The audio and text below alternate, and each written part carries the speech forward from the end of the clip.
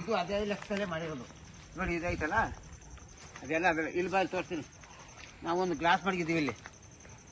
ಏನು ಗ್ಲಾಸ್ ಮಡಗಿರೋದು? ಬಾಳೆ ಗಿಡ ಕಿಸಿದ್ನು ಜಮೀನ್ದಾರ ಏನ್ ಮಾಡ್ತಾನೆ ಗೊತ್ತಾ?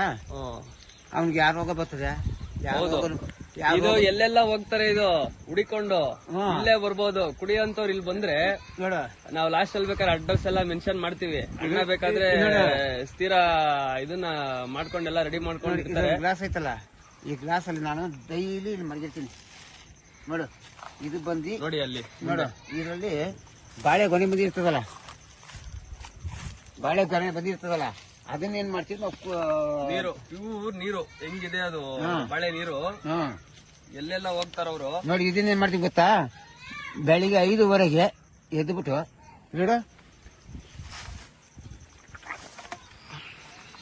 ನೋಡಿ ಗ್ಲಾಸ್ ಹೋಗ್ತದೆ ಅಂತ.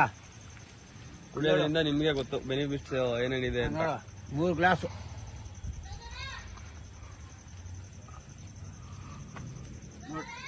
ಏನಮ್ಮ ಬಂದೆ ನೋಡು, ಬಂದೆ ನೋಡು. ಇದನ್ನೇನ್ ಮಾಡುದು, ಕೆಲವರು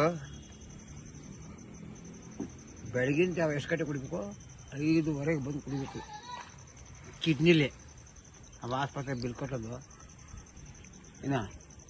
ಆಮೇಲೆ ಈ ಕೆಲವು ಬೀಡಿ ಸಿಗರೇಟ್ ಸಿಗ್ತೀವಲ್ಲ, ಎಣ್ಣೆ ಹೊಡಿತಾರೆ ನೋಡು, ಅವರೆಲ್ಲ ನಿಲ್ಲಾಗ್ಬಿಡ್ತಾರೆ ಇದ್ರ ಮುಂದೆ. ಎಲ್ಲಿಂದ ಕಟ್ ಮಾಡಿದ್ರು ಬಾಳೆಗೊನೆ ನೋಡಿ, ಇಲ್ಲಿ ತುಂಬಾ ದೊಡ್ಡದು.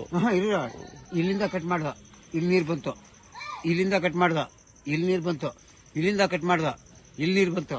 ತಿರ್ಗಿ ಇಲ್ಲಿ ಕಟ್ ಮಾಡಿ ಕೆಳಗೆ ಮಡಗಿದೀವಿ.